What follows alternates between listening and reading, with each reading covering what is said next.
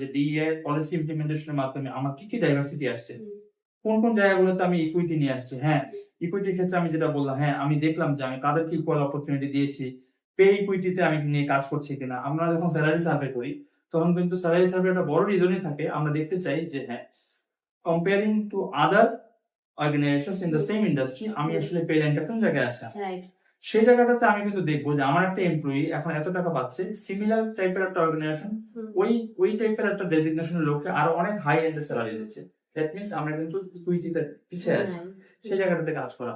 আবার একই অর্গানাইজেশনে একই টিমে দুটো সেম ডেজিগনেশন এমপ্লয়ির মধ্যে স্যালারি অনেক তফাৎ হতে পারে। একজন এমপ্লয়ি 5 বছর আগে জয়েন করেছে, একজন 5 বছর পরে হতে পারে। বা এছাড়াও কিন্তু আমরা দেখি মাঝে মাঝে অনেক বায়াসনেসের কারণে স্যালারিতে ইনইকুইটি থাকতে পারে, সেগুলোকে অ্যাড্রেস করা। আমি একটু চলে আসছি যেহেতু এর মধ্যে প্রশ্নটা করে ফেলছে যে বায়াসনেস এর বিষয়গুলো আসতেছে, এগুলা প্রোটেস্ট করা যায় কিভাবে, এটা মানে কিভাবে একটা নেচার এটা নিয়ে কাজ করতে পারে।